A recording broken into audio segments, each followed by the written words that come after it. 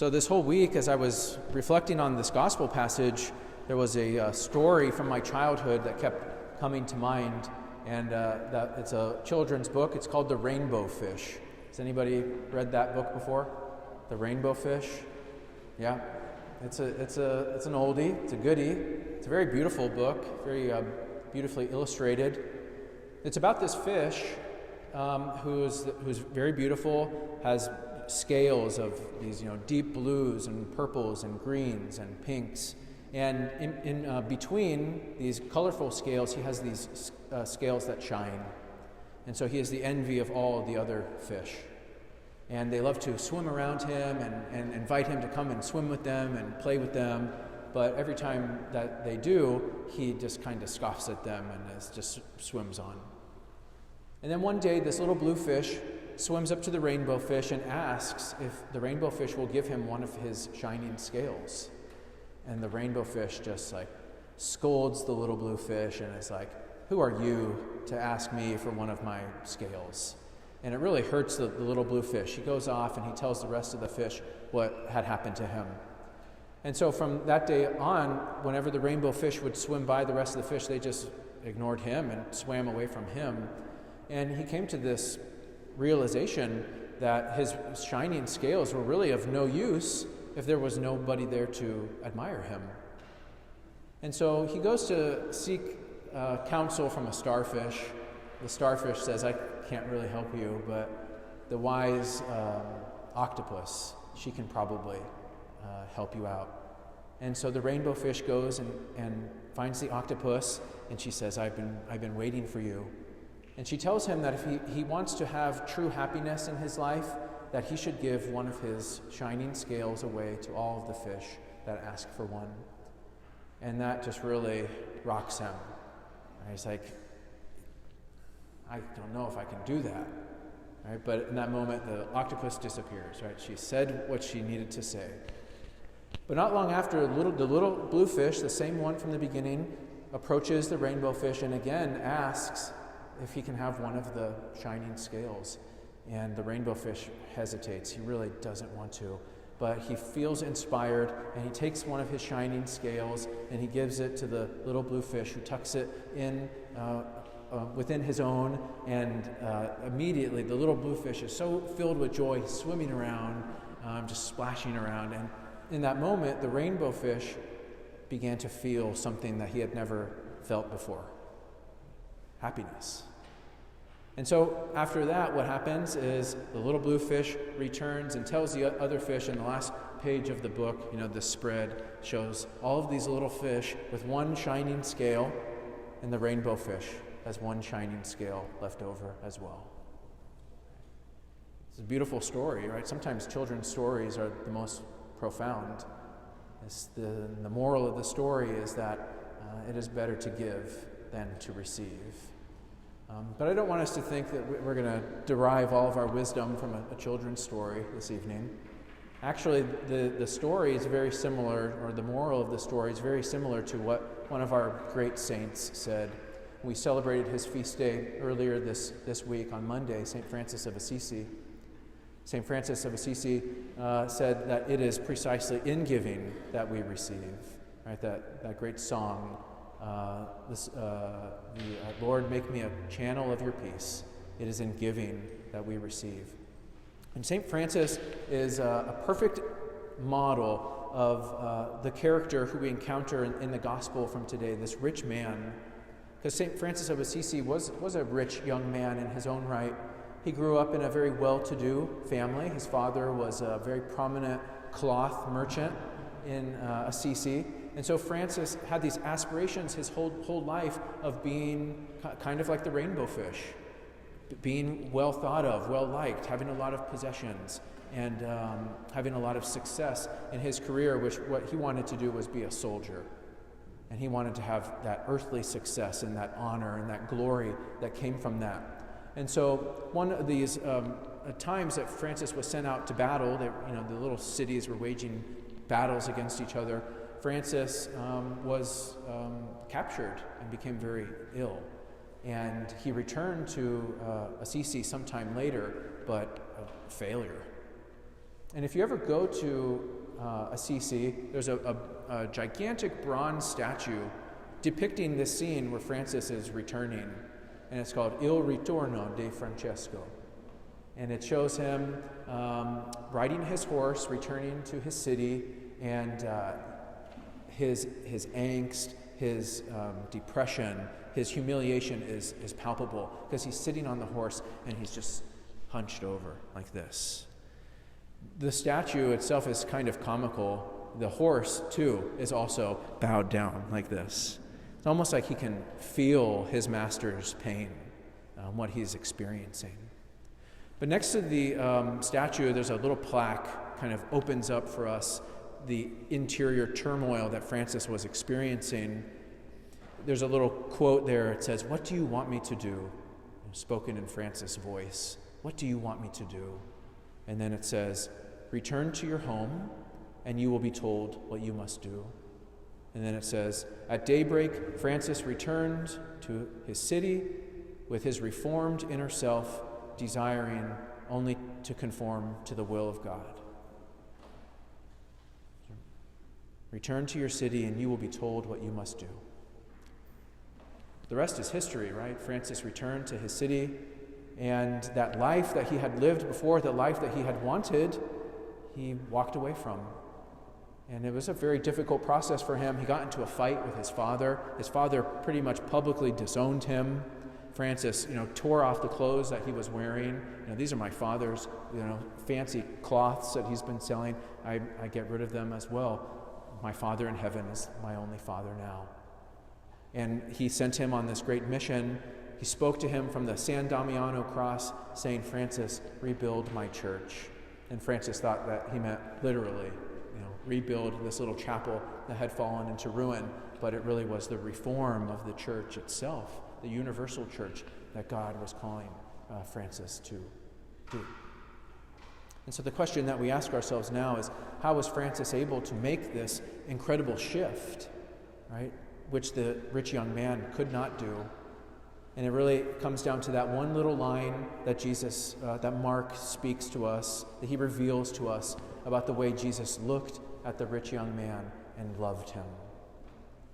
And Francis must have felt that. And indeed, there's a story about Francis as he returned home. In those days, there were lepers around, and you did not come near the lepers at all for fear of contracting that disease. And so they were on the outskirts. But Francis, having encountered the love and mercy of God, approached one of these lepers one day and knelt down and embraced him and kissed him. He had experienced something. He had received something from his God. And this is what Pope Benedict XVI said to us in his very first letter called Deus Caritas Est, God is love. He said that being a Christian is not simply about moral choices or some lofty ideal. I'll say it for you here. It's not the result of an ethical choice of a lofty ideal. Being a Christian is the encounter with an event, with a person, which gives life a new horizon and a decisive direction. Being a Christian is about encountering somebody who is alive, who looks at each one of us and loves us. It's not about simply following the rules like the rich young man thought it was. I've done all these things from my youth, but he felt some emptiness. But he didn't let the love in that he was desiring. And Mark lays out for us kind of the tragedy of the rich young man's decision of not following Christ by comparing that to somebody in a few chapters who we'll read about in a couple weeks who made the correct decision, who experienced that encounter, that event with that person. And that person's name is Bartimaeus. And Bartimaeus couldn't be more different than the rich young man. He was a blind beggar. But like the rich young man, he sensed when Jesus was coming, and he went up to Jesus like the rich young man did, and he asked something of Jesus. He said, "Lord, have pity on me. Be merciful to me." And Jesus said, "What do you want me to do for you?" He said, "I want to see." And Jesus restored his sight. And it says in that moment, Bartimaeus leapt up with joy, and he followed the crowd that was journeying with Jesus to Jerusalem. He had received something. He had encountered this love. He had encountered this mercy. He had encountered the friendship of Jesus Christ. With his eyes opened, he saw this person looking at him with love, and that was enough. And again, I want to quote Pope Benedict XVI, a quote that I've shared with the community before. I don't know if you've heard it, but this comes from his very first homily after he was elected Pope. That it's one that I always need to return to from time to time, because even after setting off on the journey of following Jesus, which can sometimes be scary, there are going to be moments where we feel like we're afraid, like we're feeling confused, like we're feeling concerned about leaving certain things behind that God calls us away from, like the rich young man. And so we have to remind ourselves really what is being offered along the way. The love of God. And so Pope Benedict so poignantly, so beautifully wrote this in his homily. Are we not perhaps all afraid in some way? If we let Christ enter fully into our lives, if we open ourselves totally to him, are we not afraid that he might take something away from us? Are we not perhaps afraid to give up something significant, something unique, something that makes life so beautiful? Do we not then risk ending up diminished and deprived of our freedom? No. If we let Christ into our lives, we lose nothing, absolutely nothing of what makes life free, beautiful, and great. No. Only in this friendship are the doors of life opened wide. Only in this friendship is the great potential of human existence truly revealed. Only in this friendship do we experience beauty and liberation. And so, today I say to you, do not be afraid of Christ. He takes nothing away, and he gives you everything. When we give ourselves to him, we receive 100-fold in return. Yes, open wide the doors to Christ, and you will find true life. It's like the rich young man needed to hear that, and I need to hear that a lot. Open the doors to Christ and receive.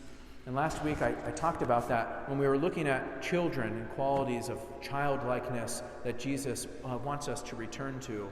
He holds up a child as being the model disciple, because one quality of childhood that we often lose throughout our lives is the child's ability to receive, right?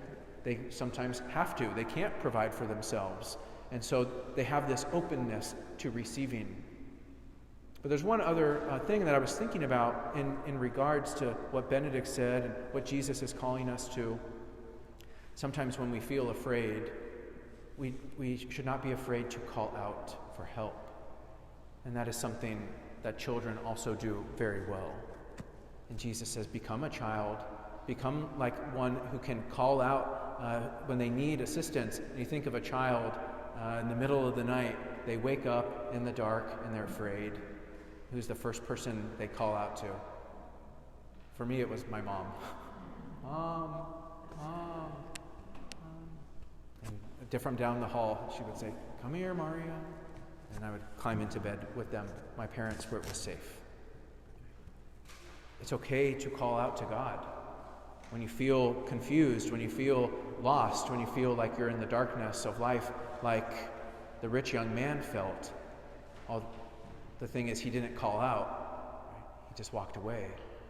But Bartimaeus, he called out. Francis of Assisi, he called out. And this is something that St. Paul teaches us to do.